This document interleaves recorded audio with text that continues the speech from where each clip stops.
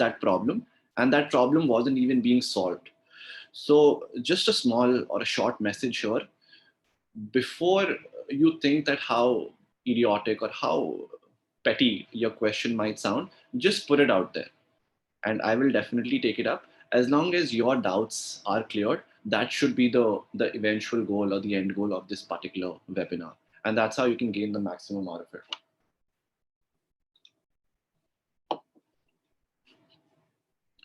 Okay, yes, I'm on the chat now. Hey, Mohit, loved your session with Vaibhav and Abhinav. Thank you so much, Aditya. Really appreciate it.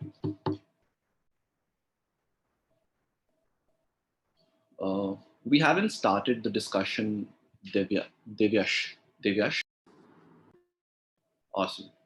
Mehak, you want to start this up or should I take it up?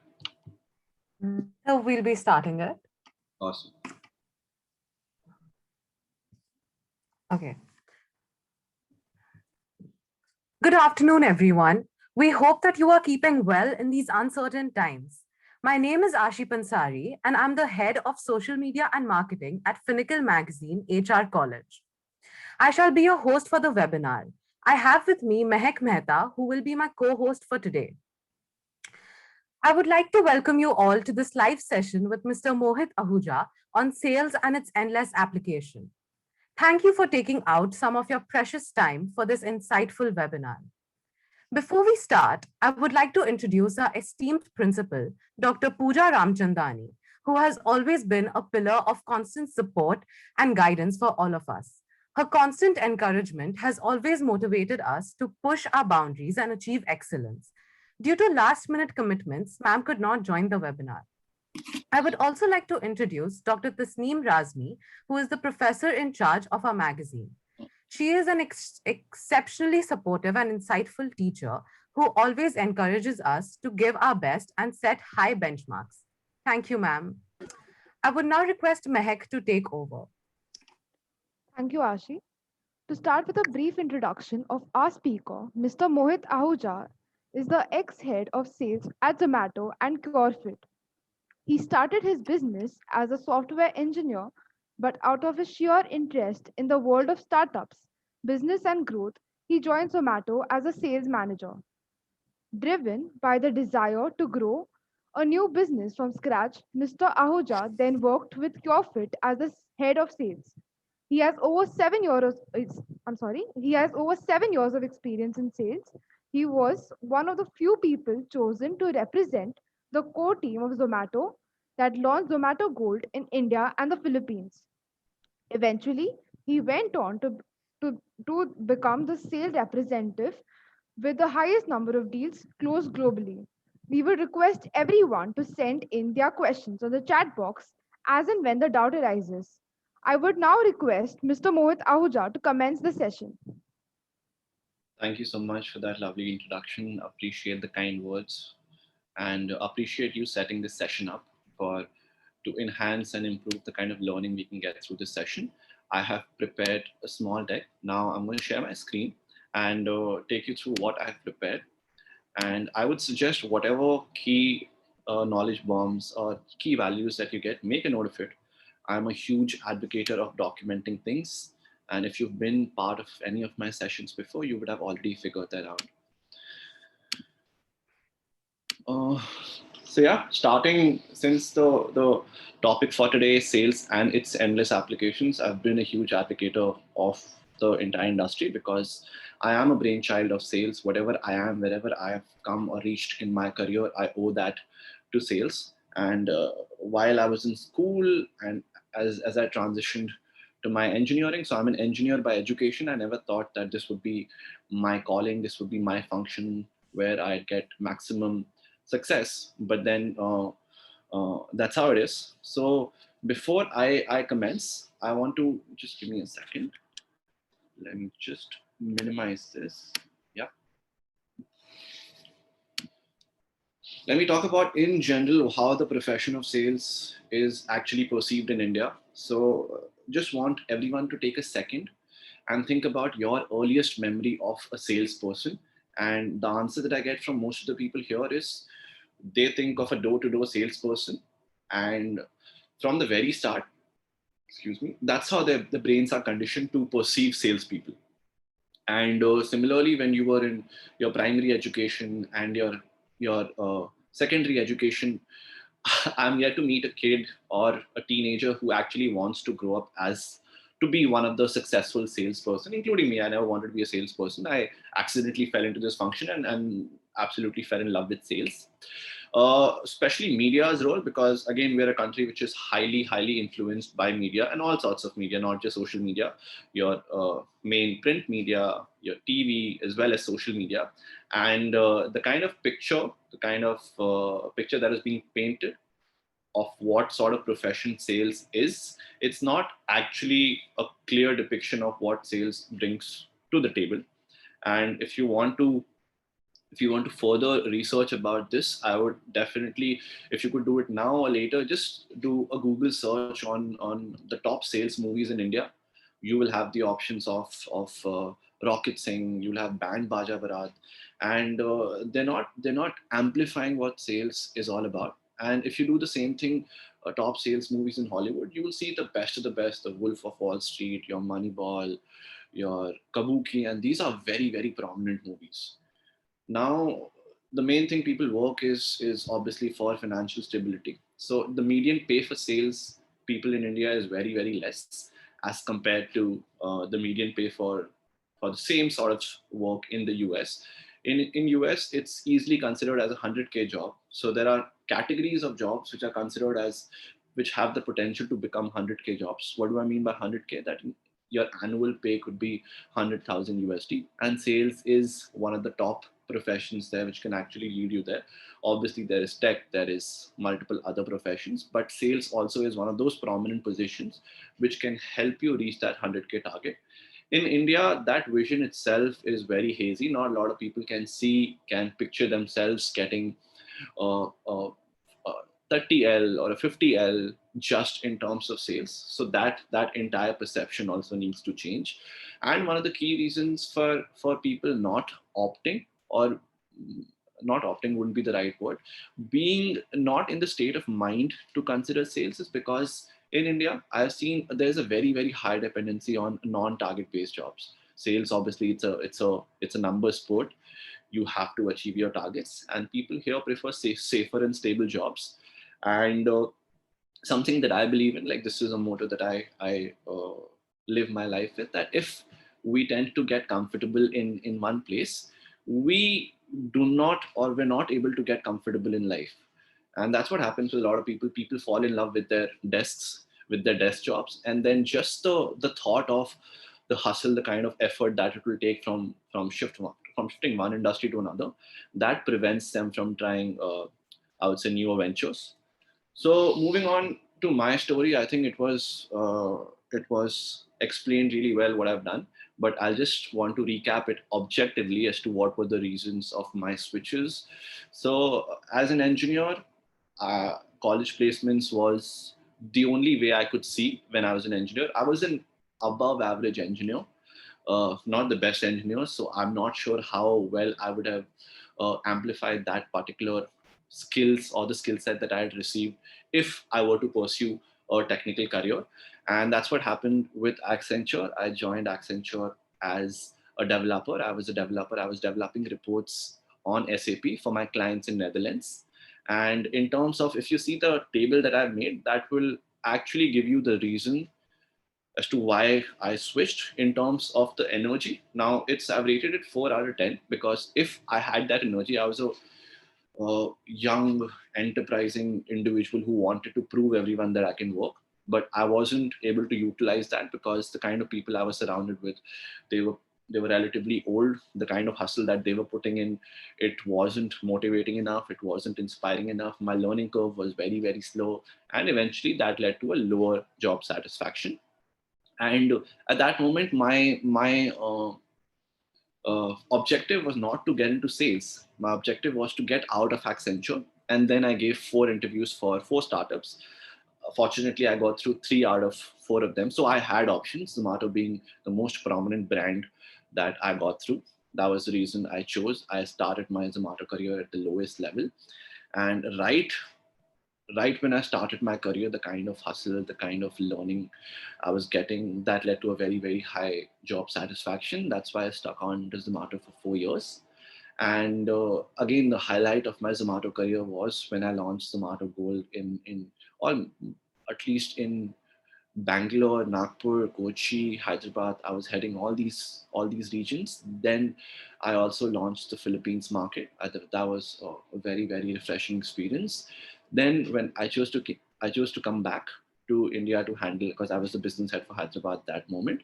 Then Cure Fit came knocking on my door, and they wanted me to head a larger market, a much bigger market, that was North India, to head the expansion for North India. And I couldn't resist the temptation of moving from a smaller market to a higher market to further increase my set of roles and responsibilities as well as my learning. So these were my key processes which led me to take these decisions. Now, since all of us, like I've categorized your particular expertise or your major scope of your subjects as commerce.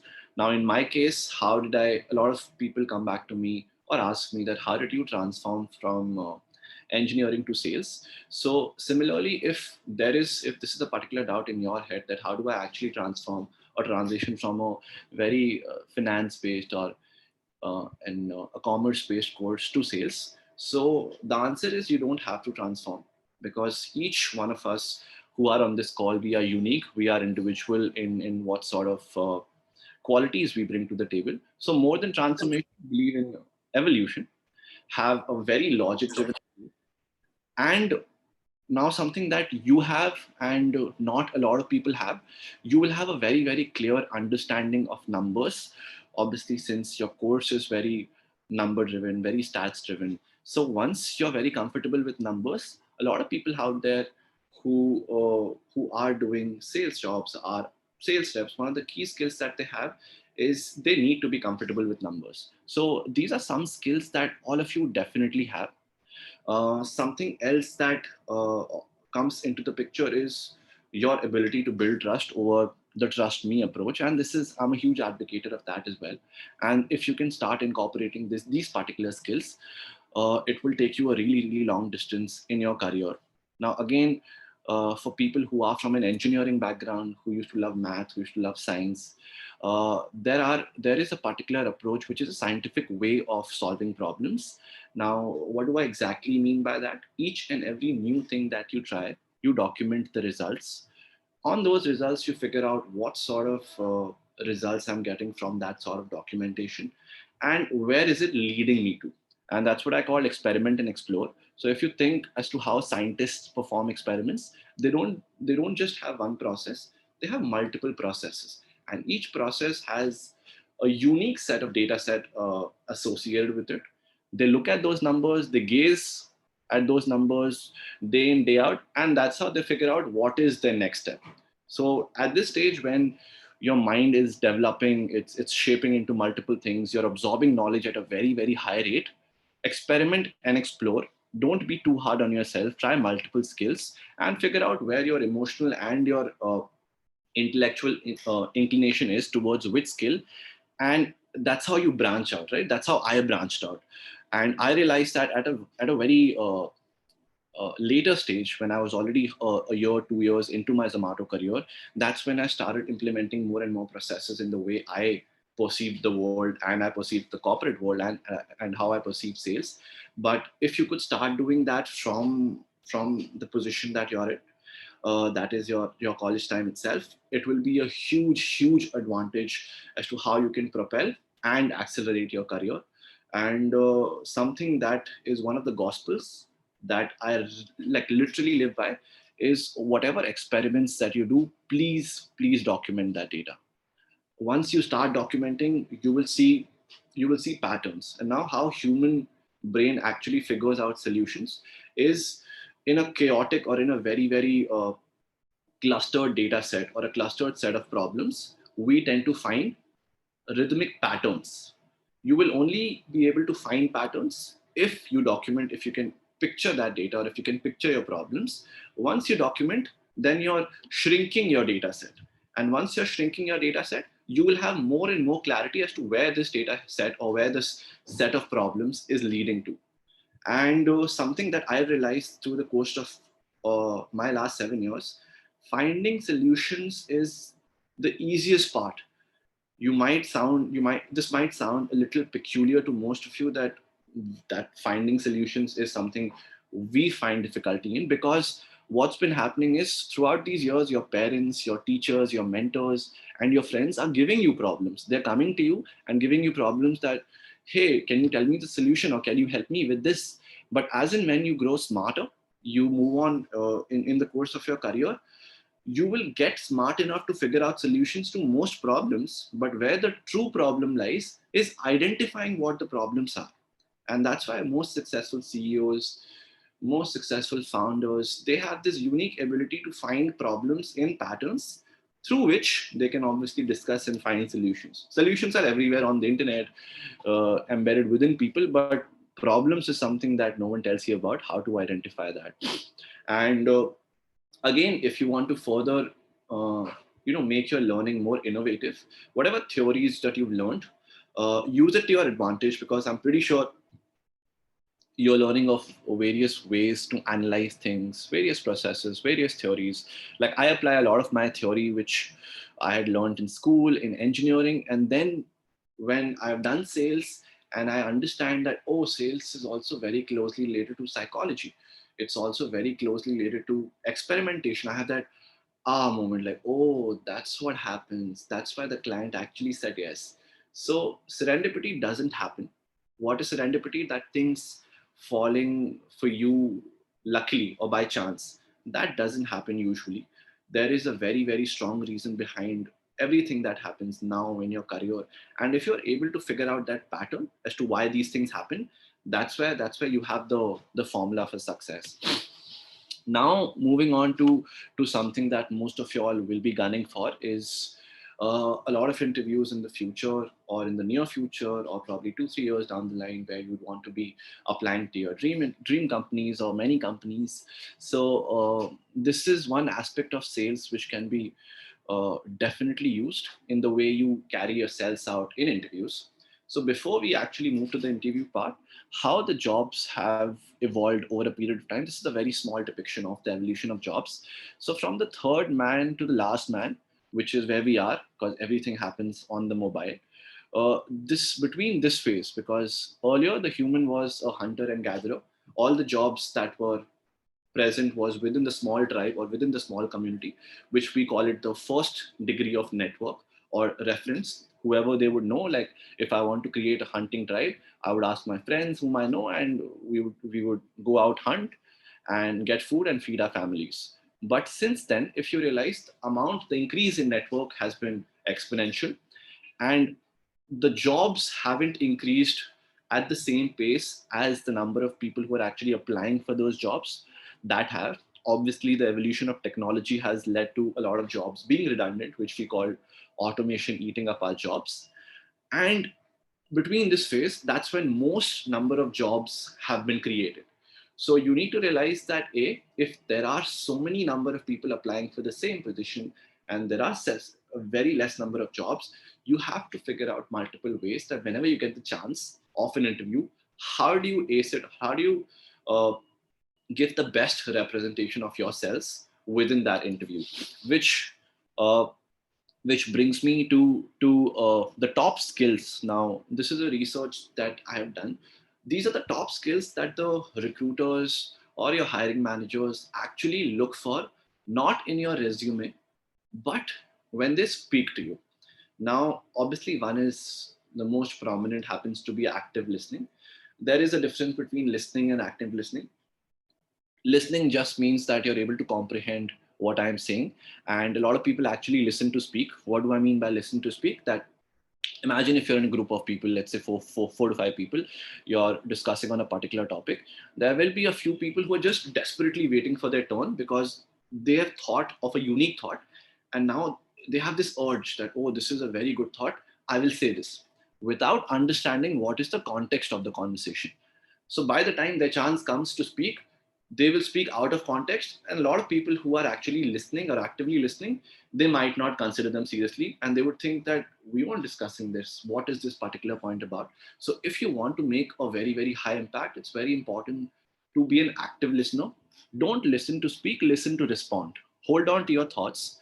If you have that urge of speaking, figure out what is the right time to display your knowledge or your thought, and don't hush things out.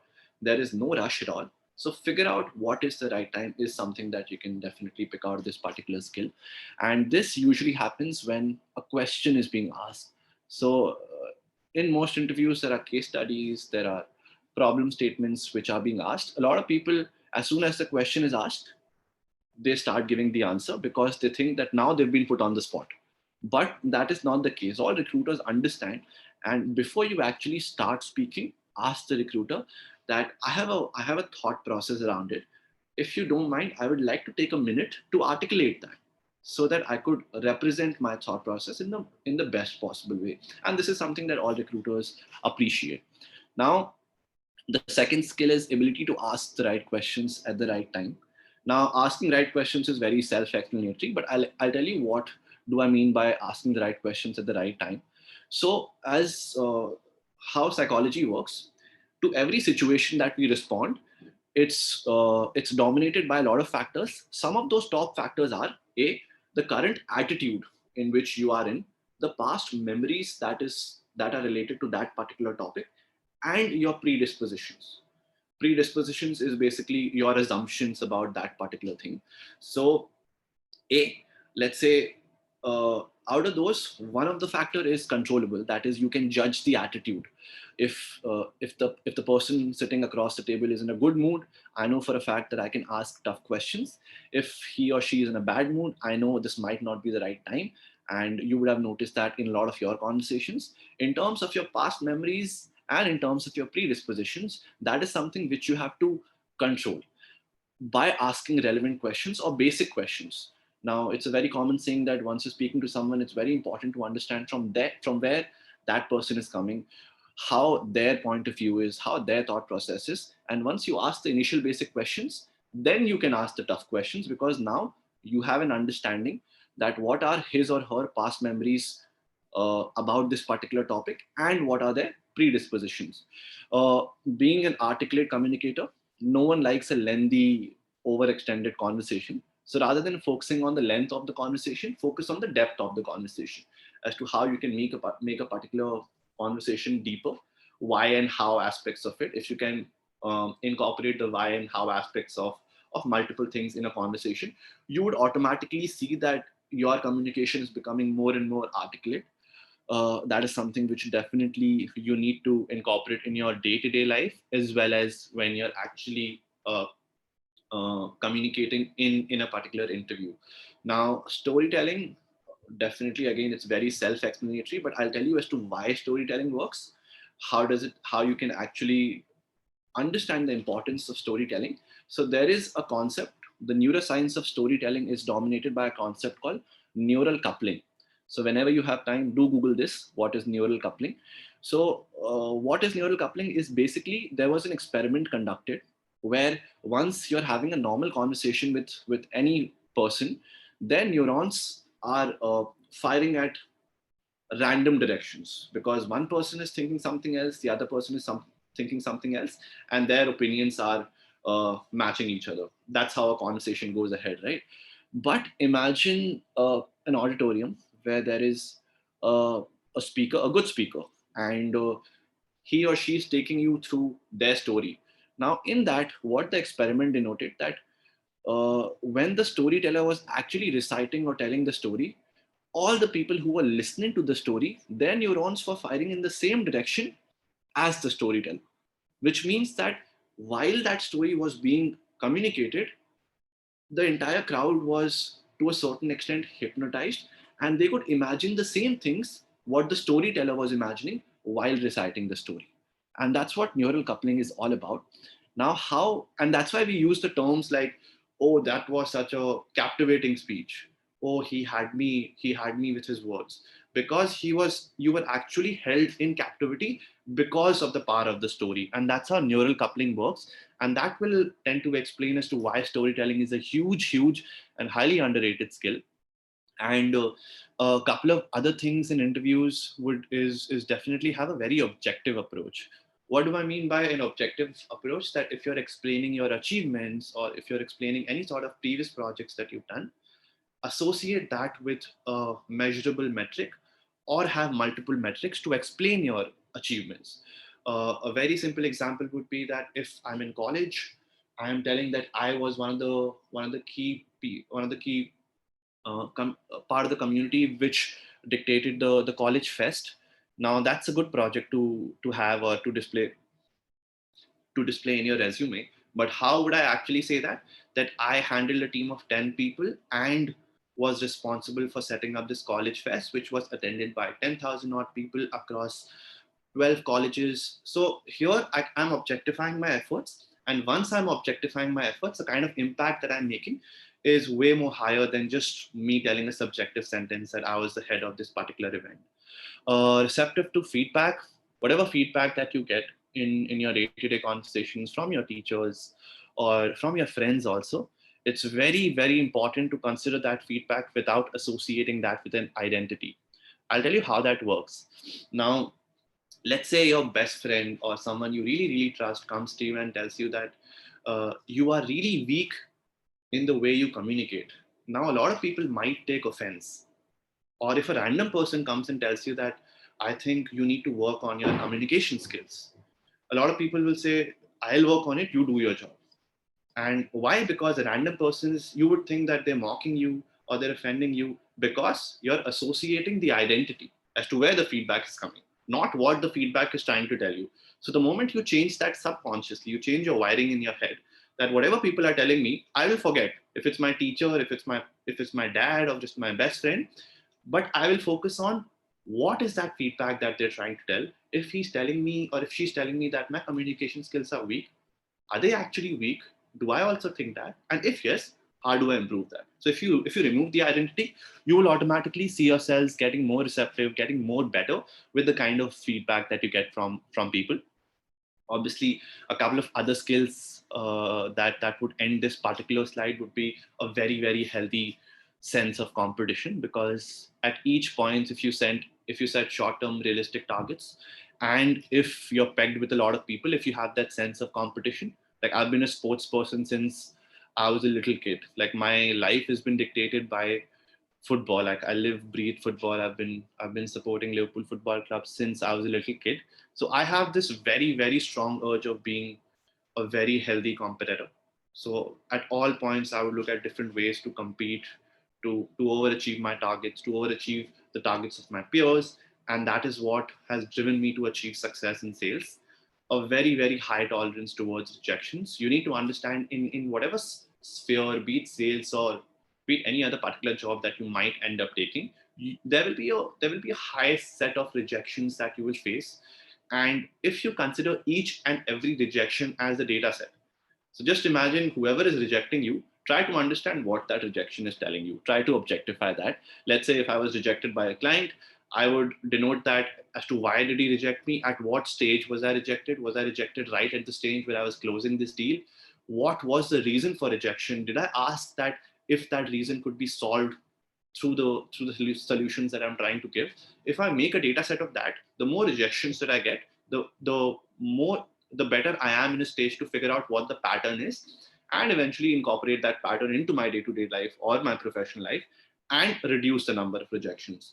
And I think the habit of documentation, I've been very vocal about this particular fact.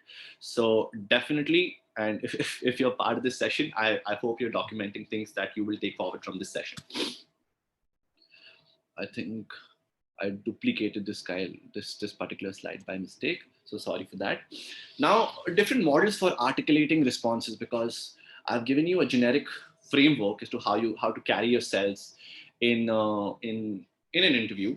Now, how do you actually, like, this is one of the favorite methods that I advocate, I preach, and also I follow it, in the kind of discussions with my clients or in interviews that I've been a part of, in consultations that I've been a part of.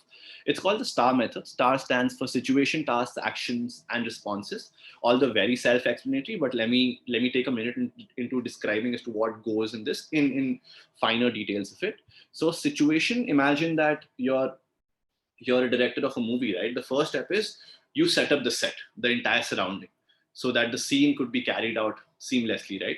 So describing in detail the setting of the project or the task, because how do you actually use STAR method if someone asks you that, what are the key projects that you've been a part of, or tell me a situation in your previous career or in your life where you faced major difficulties and what sort of actions you took to figure out solutions for that. So you describe in detail what the situation was.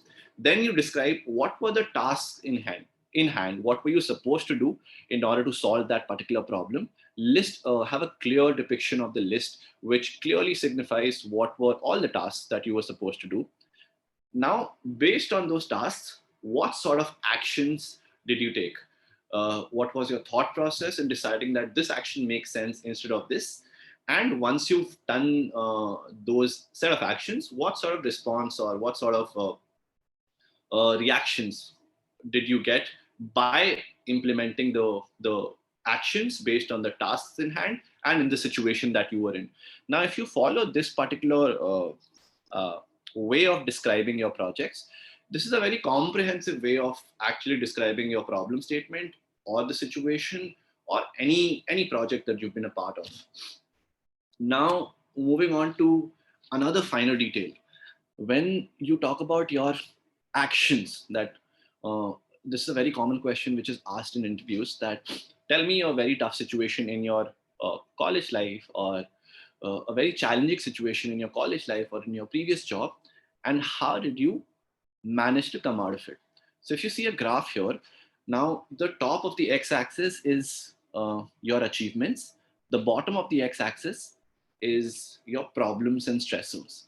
Now if you see the red graph, which is nothing but it goes up and it comes down. It goes up towards the achievement segment of it, and then it comes back to zero. Now the assumption here is once we start talking about it, we start from zero. And a lot of people, if asked about anything, they start with their achievements. That, so I was in the college committee. I'll give you examples that you can understand in a much better way. I was in the college committee, I did this, I did XYZ, I did so much. And they're just praising themselves, which is obviously an aspect of what you're supposed to do, to display your achievements.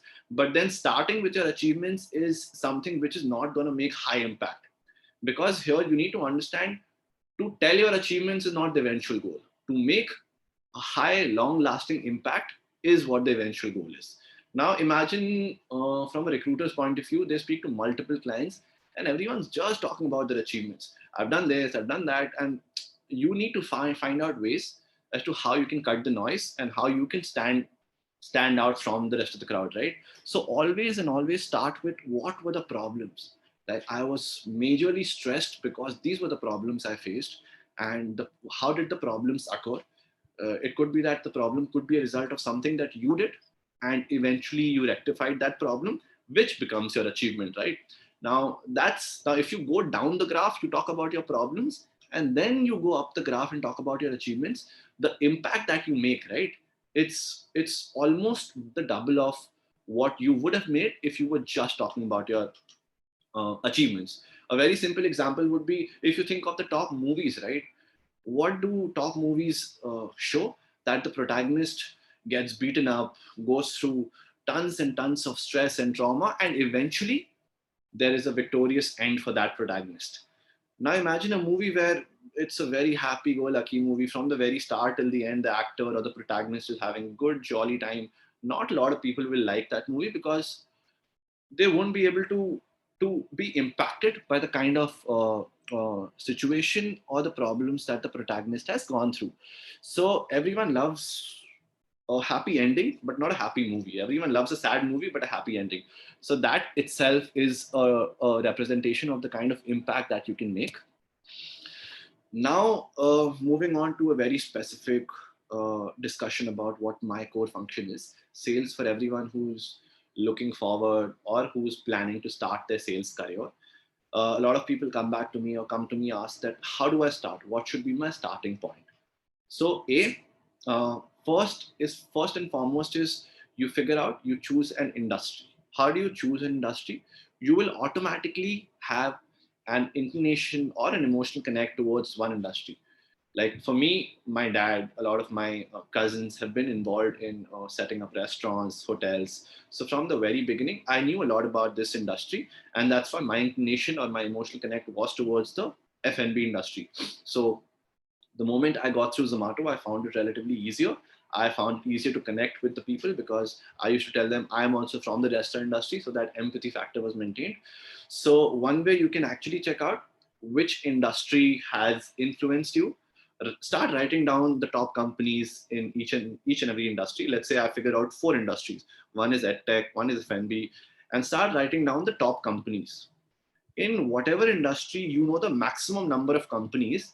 Subconsciously, that's where your interest lies, and that's where your knowledge lies. So people say do what you love, which is a very generic sentence, but what it actually means, what you actually love about that industry, once you find that emotional connect, you will find it relatively easier to thrive in that industry. And that's what I mean by how to choose an industry. uh, Another way of researching about that industry is to figure out how that particular industry has evolved, how their market share has increased over the past 5 years, 10 years, and what is the projected market cap in the coming years. That will tell you the scope of growth that industry has. And if you look at it macroscopically, you will understand what sort of growth you can have if you are associated with this particular industry. The top companies in the industry, I think I told you as to how you can figure out your particular approach. In terms of why it's important to know about the industry before you get into it or before you get into the selling process, is because at this particular stage where we are, absolute selling doesn't work. What do I mean by absolute selling? That going to a person and just pitching about your product. So the only way people will listen to you is if you educate them, rather than you just going out and directly pitching it to them. How will you educate them if you have more knowledge than them? How will you have more knowledge than them if you intensely and comprehensively research about that particular industry? Defining process for applications. Now, for all the applications that you'll be sending out for different companies, and this could be more generic, this is not particular to one function, which is sales. What I would definitely request you to think on that, just like no one shoe fits all, similarly, no one resume fits all. And a lot of us, including me, when I was 21, 22, I made one fancy resume and I thought I put 5 hours into making this resume, and I would send the same resume to multiple companies, and which isn't the right thing to do. Now, here is a hack. So, a lot of top companies, they get multiple thousands and thousands of applications on a daily basis. So, most of them have an application tracking system. So, this is a hack that you should definitely use. How an application tracking system works is on your resume, if you have the same keywords which the job description has, and you need to understand what those important keywords could be. So if you're going through a job description, note down the keywords and try to somehow incorporate those keywords in your resume when you're trying to convey a point across. Now the ATS system will map those keywords to that JD, and I'm saying the application tracking system will send you one level up, and the chances of you getting an interview will increase. And you need to understand there is no one who's actually going through your resume manually. It all happens through multiple tools, and that's how these tools work. Now, that was step one, how to start your career in sales. Now, again, since I've, in Zomato especially, the last 2 years of my Zomato, I got promoted twice in successive years. So across 2 years, I had 4 designation jumps, which is rarely heard of in a sales industry, because most sales industries have a very standard way of appraising people, that you will get appraised once a year, and that also within a particular band. Now, how did I actually achieve that? Is firstly, design a priority based roadmap for yourself. Now, once you start becoming successful in sales, you can branch out to two things. That is, if you have very, very heavy financial goals, that money is something that drives you, Then you will move on to an enterprise selling or key account management, where you will be, excuse me, where you'll be selling high ticket values or high ticket, you'll be selling to high ticket clients, and consequently the kind of money that you'll be making through incentives will justify your financial goals. Now, to a certain extent, yes, I had financial goals, but then a year, 2 years into my sales career, I realized that my ambitions were not just to get money, but to accelerate my career trajectory. So I set very short term, realistic career goals. So my career goals were how to jump designations, how to lead teams, then regions, then cities, and then my eventual goal was also to be a part of the international expansion, and all these were short-term goals. Now, how to jump designations? Now, your managers will ask you on a daily basis that what is your scope of work, what are you going to do today, or they instruct you what will you do today. But the other way of the conversation doesn't happen. We would never ask our managers as to what they do, what sort of sheets they work on, what sort of reports they make, what sort of conversations they have with the top management. So once you start taking more and more interest in the work that they have without compromising your KRAs or your key responsibilities, you will have an understanding of your work as well as the work which is a level above. That is your manager's work. Now, if you have a comprehensive understanding of both levels and you're able to display that I know about this also and this also, the top designation or the top management will know you've reached a stage that when they can promote you. And that's what happened with me. I was working on obviously my individual numbers. I was achieving my targets quite easily, as well as I was making reports for my manager. I was the one presenting that report, and I was constantly nudging him that I know you have a call with the top management. Can you also please rope me in into that conversation? I would not say anything, but I'll just be there.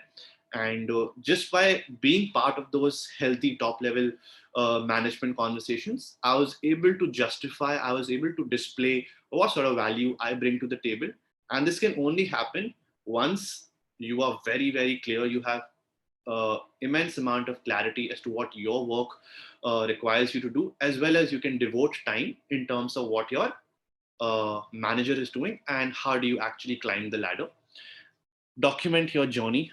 Each and every achievement of yours should be documented. You should have a clear essay which would have a very number driven approach to what you've done in your career. This helps in your appraisal conversations, because how appraisals happen.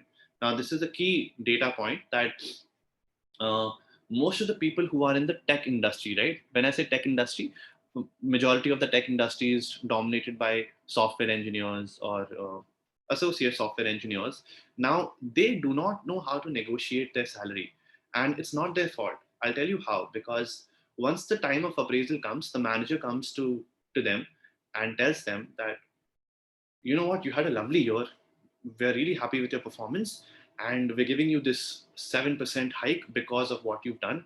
And you're one of the only few ones who's getting the 7% hike. And they feel really happy. They get really excited. Okay, I'm promoted, without thinking that did I deserve 7%, or did I deserve more, or what could have been done. This is because they've not documented their journey. If you have a clear depiction of the kind of value that you bring to a particular organization, and if you're able to display that value by talking retrospectively, that is what you've done in the past year, by also talking prospectively, that based on your skill sets, this is what you project in terms of contributing towards the company, you will be in a better state to negotiate that this is why I deserve. A lot of people just ask that, I deserve, right? But they don't have an answer why they deserve it. So once you have an answer for why, you will be in a much better state to negotiate your salaries, to negotiate your appraisals, and that is something which you can use at your advantage. Also, within a company itself, you will have multiple projects which you can be a part of. And once you're more uh, interactive with sort of network you have within the company, and you can choose those projects which are aligned based on your roadmap. If you have a priority based roadmap that I want to become a manager, a leader, and if you choose those projects, you will only choose projects if you're speaking to a lot of people within the company. They will share what projects they're working on, and then you will tell them, okay, this is a very interesting project, how can I contribute? And once you just have your foot in the door, you half the job is done, and that's how you plan your entire roadmap. Now, towards moving towards the end of the conversation, what is my mission? Also, one of the key reasons why I really wanted to speak with every one of y'all here via this webinar is I want to elevate and redefine the profession of sales in India, because I'm totally not convinced the kind of efforts being taken by industry leaders or by a government in terms of depicting a right image of what sales is all about. I want to inspire the younger generation to be pioneers in this profession, because you need to understand, in sales you're the first link that any company has when they speak to their prospective clients.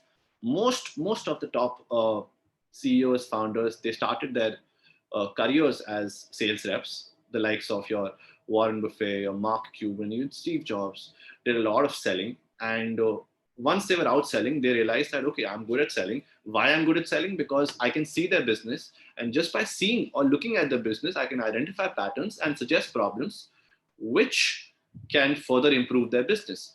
And once they figured that they are good at this, then they started their own business, and that's how they started climbing the ladder at a uh, very fast pace. A lot of people take a lot of time to realize that this is a skill that can be magnified and exemplified to tons and tons of endless possibilities, which is the key particular aspect of what we're talking about. Have then the next point is, I want to preach innovative ways to learn sales.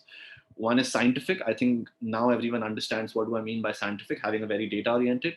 Psychological biases, like all the decisions that we make are conditioned by biases. And if you read about psychology, you will understand what do I mean by it. And also it has a philosophical edge to it. Like I'll tell you what do I mean by philosophical edge. The true meaning of philosophy itself is to keep finding the meaning of something until you're fulfilled. Similarly, in any problem, do not just listen or get influenced or agree to the first solution that you hear. If you go to a friend and if your friend tells you a solution to a problem, it's not necessary that you just have to accept it. Keep asking, keep digging deep until you're fulfilled that, okay, this is the particular junction that I think this problem can be solved.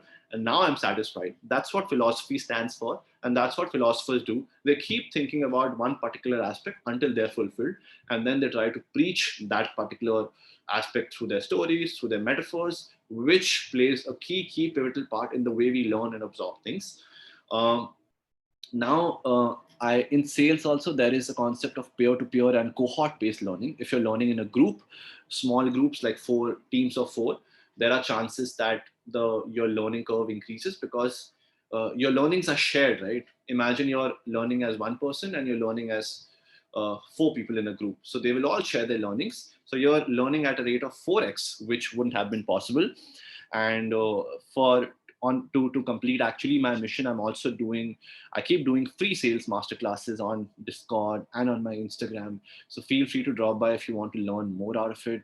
I talk about a lot of topics, and if you are really considering to explore or a career in sales, I'm launching my first sales curriculum, my sales professional league, we call it, with a company called Avalon Meta, where, excuse me, where I've condensed my 7 years of learning into a 10-week power pack program. And it's not recorded, nothing is recorded. It'll be live sessions where we'll be discussing real world problems. I'll be giving a lot of feedback to people. So this is for people who are interested. You can definitely reach out to me on my LinkedIn, my Instagram, if you want to know more about it. And yes, that brings us to the end of this particular webinar. Now I'm going to open the chat and start taking questions. If you have any feedback around the sessions, you liked it, you hated it. If you hated it, if there is any constructive feedback, definitely give it to me. I would try to improve in my further sessions, because I have this constant urge of improving myself, and that is one habit I've incorporated over these years. So what part? Be objective. Don't troll me. Just be objective. That if you didn't like anything, so that I can improve that aspect. If you liked it, drop in your feedback. It will help me boost my confidence of the session. So now let me move on to the chat bit.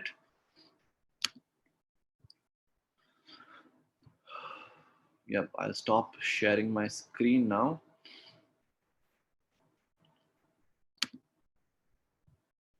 Yep. Oh my God, wow. How do you start a conversation asking about your manager's work? Oh, it's a very casual conversation. Once you get, obviously, a manager and an employee relationship tends to get very, because they work very closely. So while you're not talking about work, and more than you, right? It's a weird thing, your managers want to establish that relationship with you. So generally, it's whenever you get on a call, your managers will be like, so guys, anything to share? How was your day? How was your weekend? We should plan an offsite. And these are things that they do so that the team morale can be up. So the best part is you don't have to start a conversation, but once they ask these questions, right, would you like to share anything, or if you have any questions, then you bring this conversation up, that I want to know what your scope of work involves, how I want to know more about your discussions with the top management in the most presentable way, in a very non-intrusive way. And if you're able to do that, then I think you'll be able to definitely understand what their scope of work is. So by knowing your seniors' work, aren't you?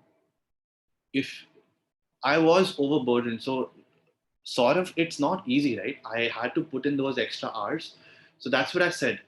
Because I found it easier to achieve my targets, I was able to devote more time into knowing what more.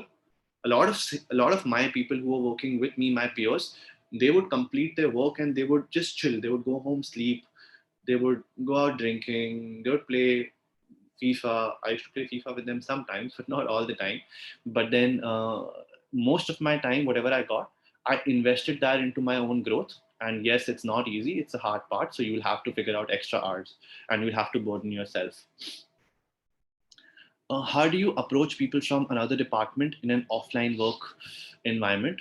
So by knowing about that department, because your initial conversation starter should be a meaningful conversation. You can't just talk about what did you do this weekend, or how was your weekday. Before you actually uh, engage into a conversation, figure out research about what they've been doing, and have a unique insight that you know what, Dhwani, I wanted to speak to you about. Let's say if we're talking about data science, I heard about this particular tool which helps us generate crazy reports when you feed in any data.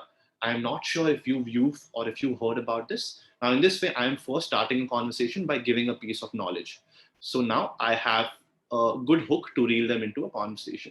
Now, the prominent answers that you will get is no, no, I've not heard about them. Oh, yeah, I've heard about it, but then we're using this. Now, once they say we're using this, they will automatically tell you their scope of work. The more you listen to them, the more questions you will have, and that's how you'll make a meaningful relationship. Should one prefer sales as a subject of study over others at university level? Depends on your interest. It's not a subject because it's a way of life, right? Now, in a population that we live in across the world, right? So the top 99% of the people, they speak to communicate. What do I mean by that? They will talk to one another just to get their point across. Very basic, very fundamental way of speaking. The top 1%, which consists of all the founders, the CEOs, the tech leaders, various leaders, they always speak to influence. And it's a very key difference that once you incorporate the habit of speaking to influence rather than speaking to communicate, you will automatically see there are a lot of basic principles of sales which coincide with your power to influence, because selling is nothing but your power to influence, right? So I think that's what something which you need to keep in mind.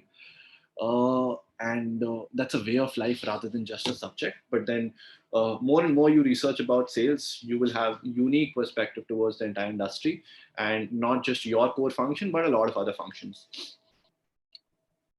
Awesome insights, man. Thank you so much, Mahidhar. What qualities gave you an edge over your peers? I had this, I just wanted to be the best, to be very honest. Like I am, like by mm, I'll tell you how psychologically I'm wired. I'm, by way of life, I'm a sports person, right? Because most of the times I'm thinking on how to be, when I was a kid, right? How to be better at football, how to be better than this guy, that guy. And that is very deeply wired inside me. So when I started sales also, I took it up as a sport that I have to be the best. People need to know me for what I am. And there should be no one who's better than me. Obviously, that doesn't happen all the time, but just having that approach gave me an edge, I think. So sports as a way of life and how sports actually impacted my sales career. I've written an article also on this, which is on my LinkedIn. So if you want to derive some inspiration out of it, just go to my LinkedIn and or just DM me. I'll share that article with you.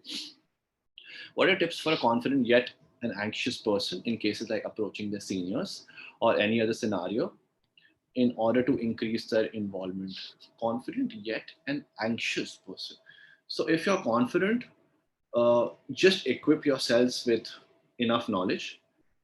Once you have knowledge, right, your anxiety will go out of the picture, because now you're not just having conversation, but you're also giving out knowledge, which answer the same answer which I told to Dhwani. How do you approach?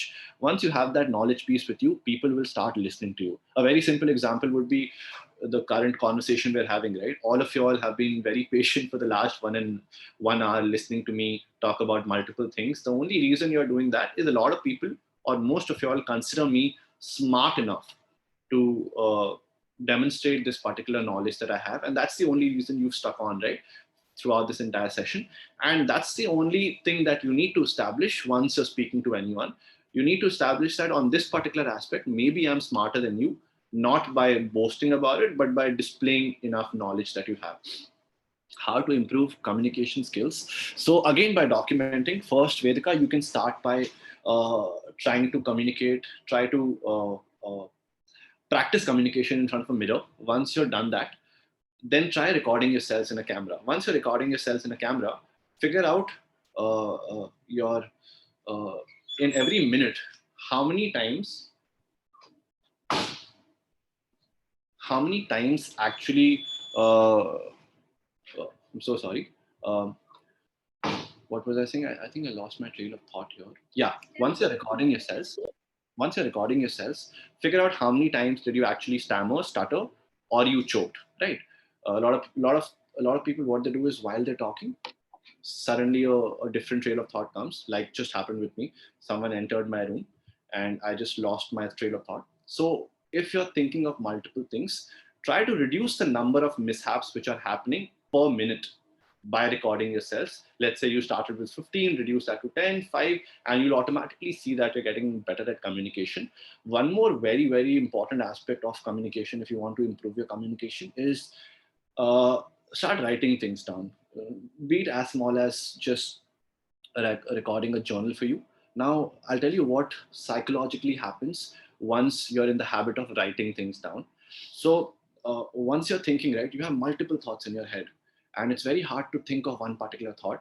But when you're writing, right, writing is it's a way of talking to your own self, because you're thinking of multiple thoughts. But now, since you're writing things down, you can only focus on one particular thought, which you're writing it down.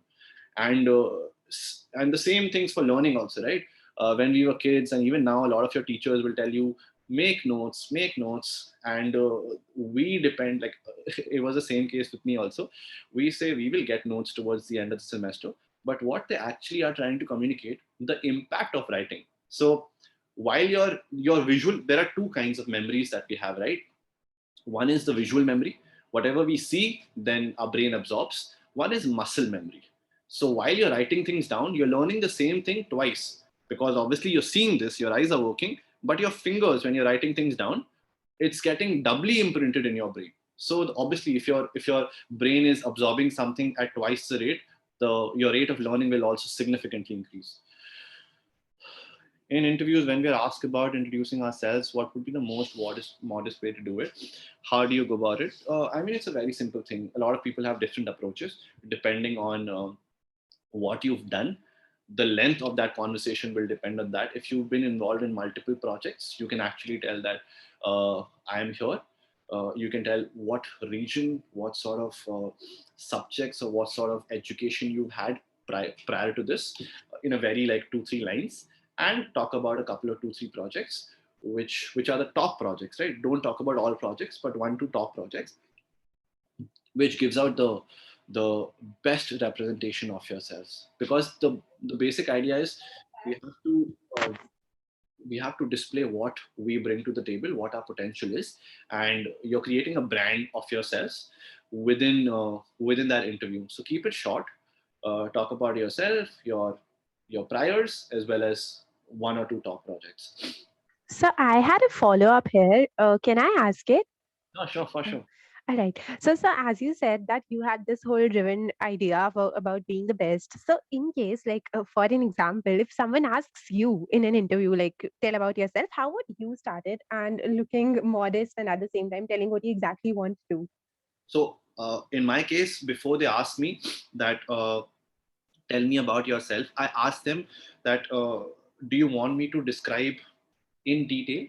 Because I have multiple introductions associated with myself. I can Right. introduce myself in a minute, I can introduce myself in 10 minutes, and I can introduce myself for an hour also. So, depending, generally, I try to keep it like 2 to 3 minutes of my introduction.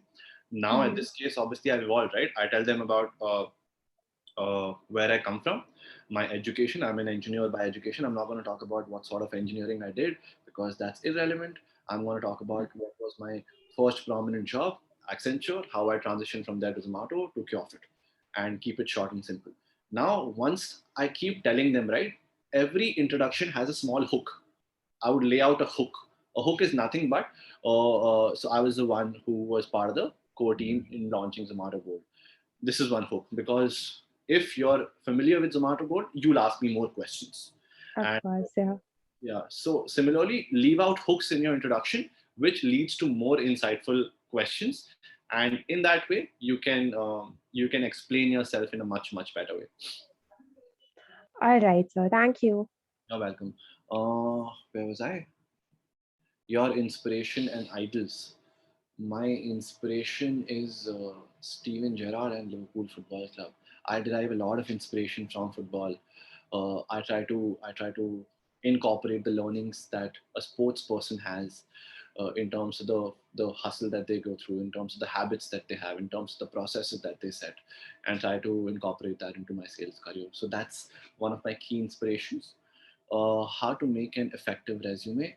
Definitely, a resume should be one page, not too graphic, very objective. So whatever I think I answered that through my entire webinar. Once you're making a resume, whatever projects you've done, have an objective angle to it. Add more numbers rather than adding more subjective things to it. How should we handle a question asked in the interview which we are unaware of? The simplistic way is if you absolutely don't know, you're stumped. Rather than blabbering something, you can you can very humbly accept that I'm not able to think of a perfect solution right now, or you can try to explain them your thought process. So you need to understand that in most of the questions that are asked in the interview, the recruiters or the hiring manager is not looking for an answer. They're just trying to understand your thought process. And through your answers, you should be able to give a clear depiction of this is how I think. And if you want to take, as I said, if you want to take a minute out, definitely take a minute, think of it, and then answer the question. There is absolutely no rush into answering a question. And I think recruiters are quite understanding in this particular way. And obviously, in all interviews, I'm assuming everyone has a paper and a pen handy. So once you write things down, try to make a map, try to make a flow chart, whatever helps you in understanding the question better. How to be a great conversationalist. Also, please suggest any book resources that would help us be one. Great conversationalists just be very aware of what's happening around the world about different industries. Once you keep reading on all these articles, you will know what the current trend is, and then you can have conversations on those topics. If not, understand what that particular person is more interested in, because our conversations are nothing but a meeting point of our mutual interests. That's what conversations are. So figure out what those mutual interests are, and then you're all set for a great conversation. And focus on the depth of the conversation as to why do you think this happens, rather than saying, oh, okay, I know. So get more into the depth of it. That leads to more meaningful conversations. Books, resources. In terms of resources, I tell you that is significantly helped me. So try to read blogs from CEOs, because in your favorite industries, because those guys are the first hand examples of success. They are CEOs, founders of good prominent companies. So rather than reading books, it makes, at least for me, right, it makes more sense to read blogs of their journey, which is more aligned with what's happening in the current world rather than books, which is an inspiration or evolution of multiple things that have happened over the past 10, 20 years. What type of content you consume? Mostly education, edutainment, psychological, psychology, philosophy, football. Very, very minimal lifestyle, very minimal. I hate the trends. So yeah, that's the sort of content I consume. How do you think social media will create a sales based environment in the decade? It's already happening. Most of the social media creators are monetizing their talent. There are multiple coaches out there. There are peer to peer cohort based learning. There is I do a lot of sales master classes. There are game dev. There is trading happening on social media. People teach about training. There are dating coaches also there. So each and every skill people are actually monetizing. So if you're monetizing, that means you're selling your service, and that makes for a very, very critical way as to how you can monetize your skill via sales. In what ways can we have an effectual LinkedIn profile?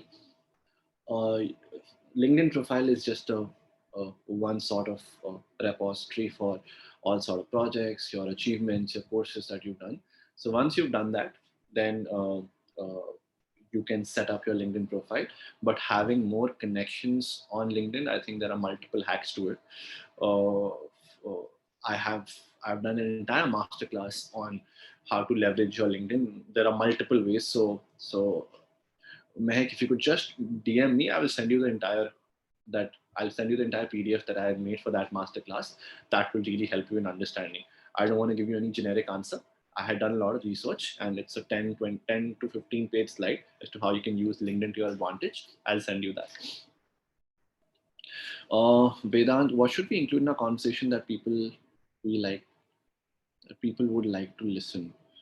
Mutual interest, right? You need to understand what the mutual interest is. So it's not for conversational skills, right? It cannot never ever be a monologue.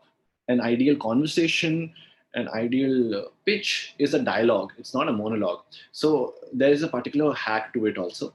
So once you're speaking to someone, if you can alternate the way you speak, how do you alternate your way to speak? That have a close-ended fact followed by an open-ended question. What do I mean by that? That I'll tell you that, hey Vedant, do you know 70% of the people who are being hired currently are being hired because of their profile on LinkedIn? This becomes a closed-ended fact. Now I'm going to follow it up by an open-ended question. Are you also leveraging your LinkedIn? If yes, how do you do it? Can you tell me also? So once you have this sort of alternating, this is a hack. So you're setting the context, you're asking the question, you're setting the context, you're asking the question, which leads to a very, very healthy conversation. Things to write in journal, whatever you're doing, whatever you think can improve your day-to-day life, and obviously are aligned with the kind of roadmap that you have towards your career. Do you idolize Grant Cardone or Robert? None of them, to be honest. I don't follow them. I'm so sorry. How to deal with corporate politics by not getting into them.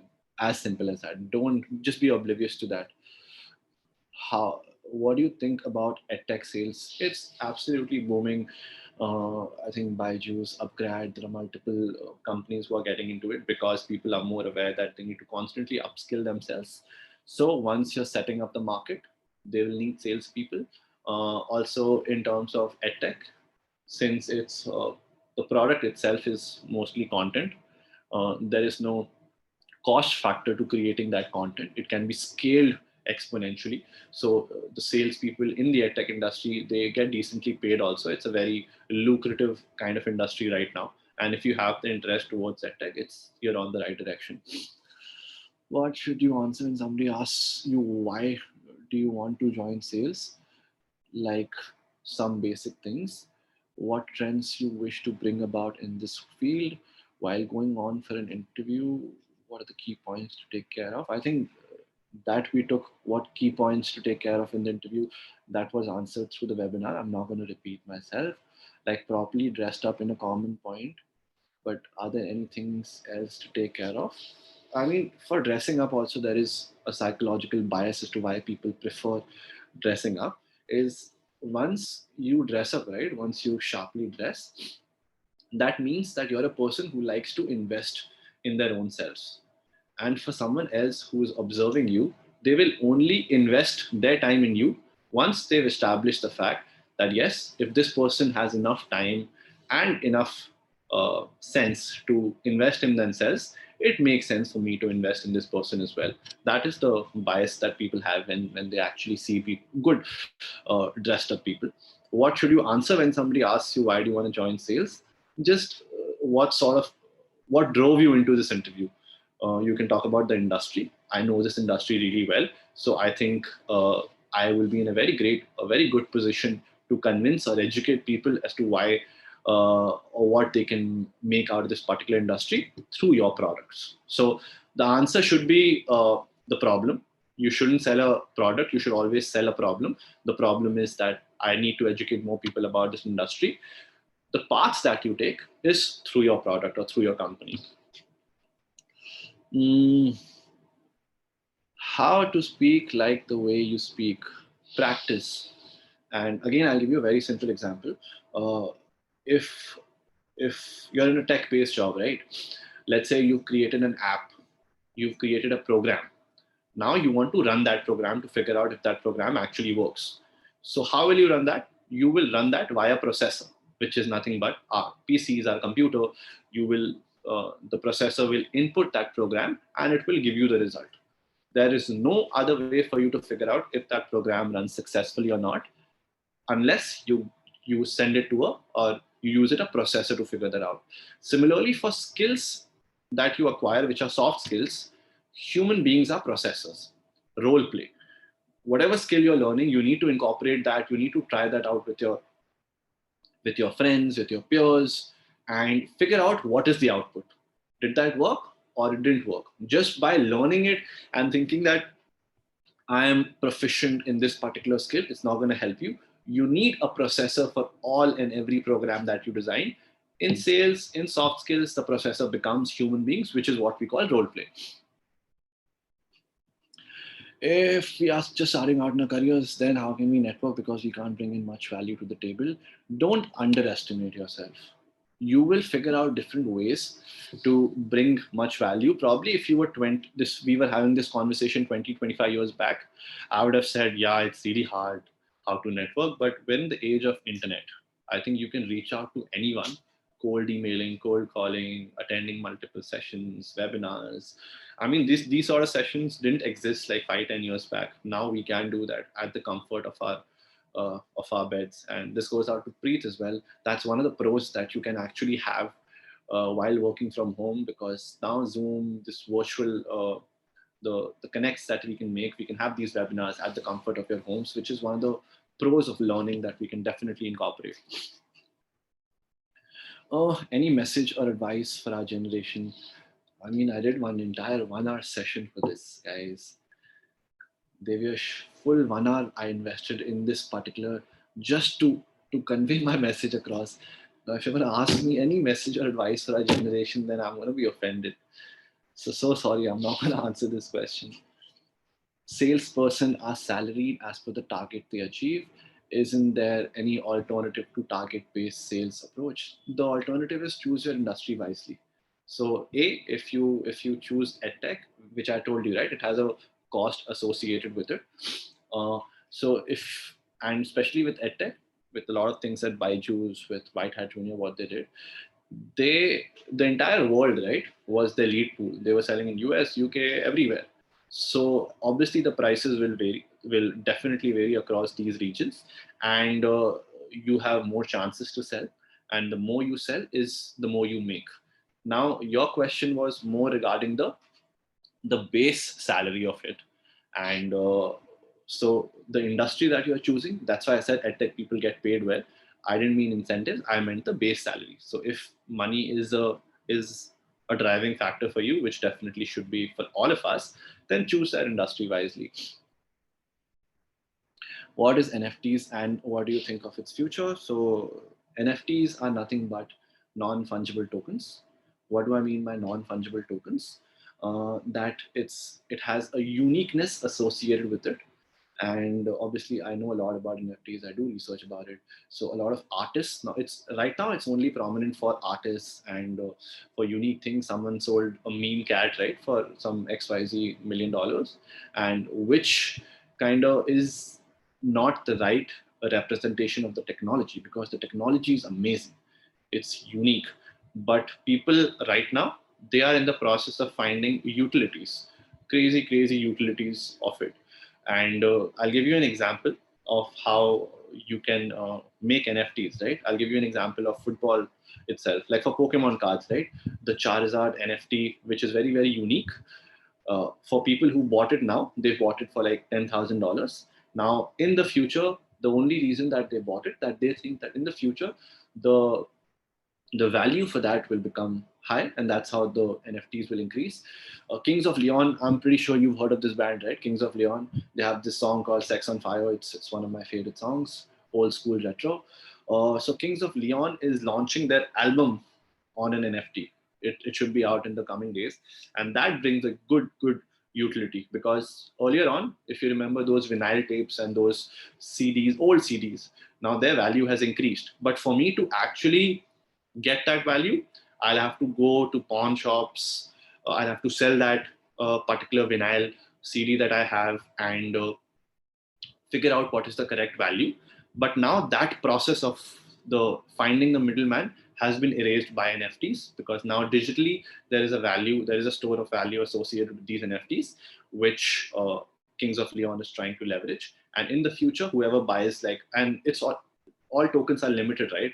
Anything which is in limited supply and there is a demand for it, its value will obviously increase. So tons and tons of conversations. I'm going to be speaking to the founders of Avalon Meta about NFTs in one of the upcoming sessions. So if you want to know about, if you want to know more about NFTs, then definitely tune in. What is the best way to upskill yourself, since there are so many resources and it's so overwhelming to select the right medium? Have a pattern of upskilling and applying.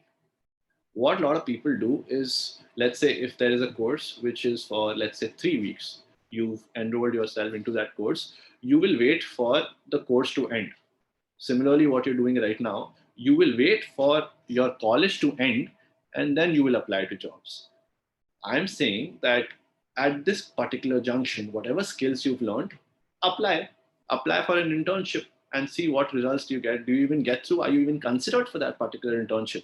So learn, apply, learn, apply. And once you have that habit of learning and applying, that's how you can constantly and very quickly upskill yourself. How to change edtech free product to paid? If it's a free product and I'm assuming you've given out to someone, uh, uh, make a portfolio of testimonials, whoever probably tried that particular free product. Once you have once you have a good set of testimonials, uh, then you sell those testimonials. Again, there is a psychological bias, it's called peer comparison theory. What that theory states is, if a peer of mine has purchased a product or has used a product and has talking good about that product, I am more likely to be interested in that product, which in the most common terms is called word of mouth. So that's how you can turn an edtech free product into a paid product. Okay, last few questions. I think great session, Taranji. Thank you so much. How to be a people's person? You don't have to please everyone. I mean, for me, right, I just stand very true to the values that I have, that I need to keep upskilling myself, keep learning at all times. And I have this urge to deliver value. So someone asked me that, what is your biggest source of inspiration? And in this question also they asked, like, I gave them a very personal answer, because I derive a lot of inspiration.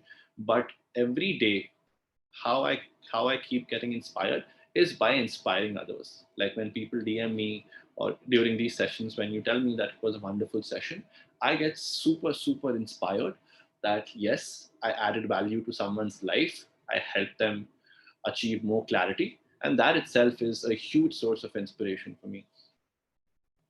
Uh, a guy reached out to me regarding direct selling. He said not to form chains, but to sell that product. What should I do? I will need more details because there is MLM, which MLM is multi-level marketing, which I am not really a big fan of. But if you are, definitely. How to ensure good leadership skills? Uh, in terms of acquiring good leadership skills, you would have those answers by the way your manager dealt, how your manager dealt with the people that worked with you. Like for me, I like if I look back, right, I always wanted to be the manager that I didn't have. And every leader is different, every leader is unique. For me, the kind of things that I expected from my manager when I started out as a salesperson or early on in my career is the same manager that I want to become. And that's something that helps me. So anything that can help you, Mehek, will also help others. And that's how you acquire good leadership skills. Thank you so much. Yes, thank you. Thank you so much. And uh, one last request to everyone is I'm just going to open this. Yeah, now I'm on the, I can see everyone. I would just request everyone to just switch on the camera for a second. I will just take a quick picture before we end this, and then Ashi, you can end this particular note on an ending note. But I just want to take a picture of the wonderful audience that I have today for my social media and for my own documentation purposes. So if you don't mind, which you shouldn't mind, yeah, I think yes, yes, everyone's looking amazing, so you don't have to worry about that. 5 more seconds, and I think everyone should have their cameras on. Neha, Shresh, Sandhya, Tanya, Karina, Ankit, come on, get your cameras on for 1 second. Because you're on my home screen, that's the only thing. Yes, yes, awesome. Yes, now you can go back to your beds, to your nice, comfortable beds. Yes, Ashi, you can take it from here. Yeah. We can end. Uh, so thank you so much for this wonderful session. I really thank you to take for taking out your precious time and sharing such valuable insights and strategies with us. I'm sure it will help all of us overcome our career roadblocks. I would also like to thank Ms. Pooja Ramchandani and Tasneem ma'am and the audience for taking out their precious time for attending this session. We hope that this session inspired you and that all the valuable information will help you overcome your career roadblocks and achieve success. Request all the students to fill out the feedback form, which will be sent on the group shortly. Thank you. And send the feedback, share the feedback with me also. Yes, sir, definitely. Awesome. Thank you so much. You've been a lovely, lovely audience. Wishing you a great weekend ahead. And for anyone who's interested in selling or knowing anything more from me or extracting anything more of my knowledge, you can DM me. I respond to all my DMs and I'll definitely answer your queries. Thank you so much, guys.